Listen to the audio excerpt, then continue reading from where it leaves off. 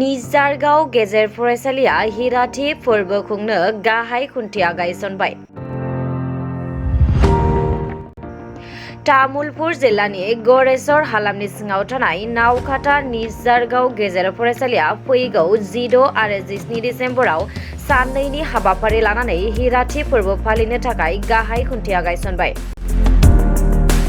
बे फोरबोखौ मोजाङै मोजां खुंफुंनो थाखाय मैया एबा 7 डिसेम्बरनि फुंबिलि समाव निजारगाव गेजेर फरायसालिनि फरायसा फरायसुलि ओनसोलनि मेलेमजिबि समाज सिबियारि आरो फरायसाफोरनि बिगोमाफोरनि नुजाथिनायाव बिथांमोनखौ लानानै गाहाय खुन्थियाखौ बिपिन खेउरिनि आखाइजों गायसननाय जायो।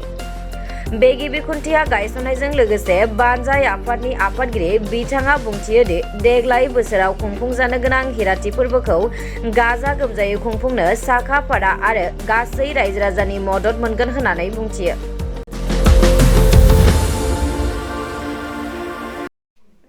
नमस्कार। আমাৰ পূব দেফেলি অঞ্চলৰ নিজাৰগাঁও মজলীয়া বিদ্যালয়খন অতি আওপুৰণি বিদ্যালয়।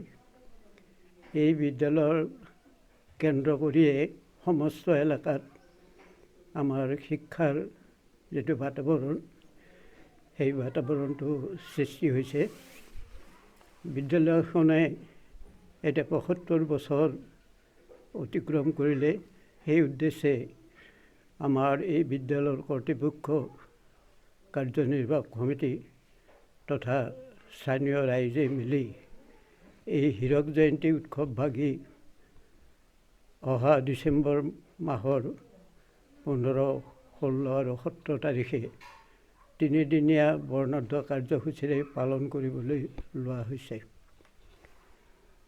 সেই উদ্দেশ্যে আজি আমাৰ ৰভা তথা মঞ্চৰ লাইখুটা অতি সমাৰোহেৰে স্থাপন কৰা হ'ল আৰু অন্যান্য কাম কাজো আমি আগবঢ়াই নিছোঁ যদিও এই বিদ্যালয়খনৰ উৎসৱভাগী উদযাপিত কৰাৰ ক্ষেত্ৰত চৰকাৰৰ ওচৰত আমি যিভাৱে নিবেদন কৰিছোঁ সেইভাৱে আমি ফলপ্ৰসূ ব্যৱস্থা পোৱা নাই যদিও বিটিআৰ চৰকাৰৰ চিফ মহোদয়ে যথেষ্টখিনি আমাক উৎসাহিত কৰিছে আৰু তেখেতে বিভিন্ন ধৰণে সহায় সাৰথি কৰিম বুলি আমাক কথা দিছে।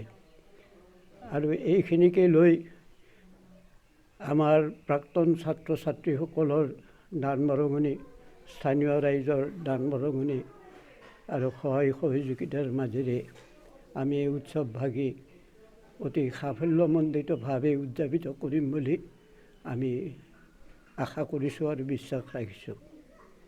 বাজেটখন অলপ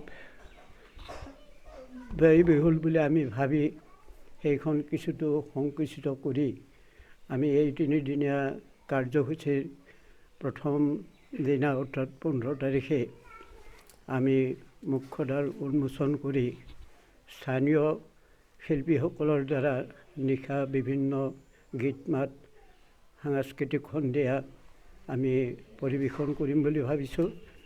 আৰু দিনৰ ভাগত এই অঞ্চলৰ প্ৰাইমাৰী ছেকশ্যনৰ ল'ৰা ছোৱালীসকলক লৈ বিভিন্ন ধৰণৰ শিক্ষামূলক আমি প্ৰতিযোগিতা আৰু খেল ধেমালি আদি অনুষ্ঠিত কৰিবলৈ আমি হাতত লৈছোঁ। দ্বিতীয় দিনা আমি প্ৰাক্তন ছাত্ৰ ছাত্ৰী আৰু শিক্ষকসকলক লৈ বিভিন্ন শিক্ষাবিদক নিমন্ত্ৰণ কৰি অন্তৰংগ আলোচনা আৰু লগতে নতুন শিক্ষানীতিৰ ওপৰত এক বিশেষভাৱে আলোচনা কৰাৰ সিদ্ধান্ত লোৱা হৈছে। এই আলোচনাভাগি যদি আমি সঠিকভাৱে কৰিব পাৰোঁ তেতিয়াহ'লে শিক্ষা দীক্ষাই পিছপৰা আমাৰ এই অঞ্চলৰ ছাত্ৰ ছাত্ৰী তথা অভিভাৱকসকল নিশ্চয় উপকৃত হ'ব বুলি মই ভাবোঁ। আৰু তৃতীয় দিনা আমি এক সাংস্কৃতিক শোভাযাত্ৰা আমি উলিয়াবলৈ মানস কৰিছোঁ।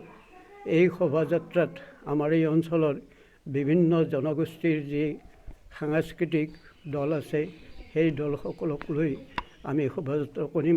তাৰ আগতে ৭৫ বছৰীয়া বৰ্ষ অনুযায়ী আমি ৭৫খন পতাকা উত্তোলন কৰিবৰ কাৰণে সিদ্ধান্ত লৈছোঁ।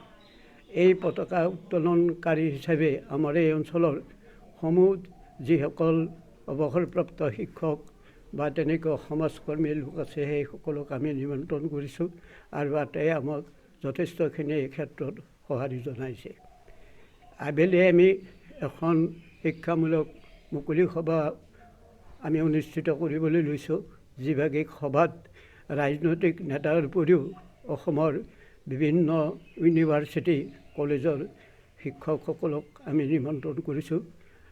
তেৰাসৱৰ সৌজন্যত এই অনুষ্ঠানভাগি আমি সম্পাদন কৰিবলৈ মানস কৰিছোঁ। আৰু নিশাৰ ভাগত আমি বিভিন্ন ধৰণৰ গীত মাতৰ কাৰণে আমি শিল্পী নিমন্ত্ৰণ কৰিছোঁ আৰু লগতে অন্যান্য নৃত্য প্ৰদৰ্শন কৰিবৰ কাৰণেও আমি দুটি মহৎ দলক আমি আমন্ত্ৰণ কৰিছোঁ। গতিকে এইভাৱে আমাৰ এই উৎসৱভাগি হীৰক জয়ন্তীভাগি সাফল্যমণ্ডিত কৰিবৰ কাৰণে আমি অহোপুৰুষাৰ্থ চেষ্টা কৰি আহিছোঁ। ভগৱানে কৃপা কৰিলে, ৰাইজৰ সহায় সহযোগ থাকিলে আৰু আপোনালোকৰো সহায় সহযোগ থাকিলে নিশ্চয় আমাৰ উদ্দেশ্য ফলৱতী হ'ব। আৰু সেই উদ্দেশ্যে আপোনালোক আটাইকে বিনম্ৰভাৱে আমি এই উৎসৱত যোগদান কৰিবলৈ সেৱা ধৰিছোঁ। ধন্যবাদ।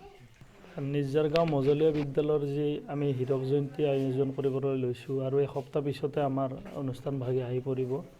এই চেগতে মই আটাইখিনি প্ৰাক্তন ছাত্ৰ ছাত্ৰীক যিসকলে আমাৰ ঠাইৰ পৰা বিভিন্ন কৰ্মসূত্ৰে বাহিৰত আছে তেখেতসকলৰ আমি উপস্থিতি আন্তৰিকতাৰে কামনা কৰিছোঁ।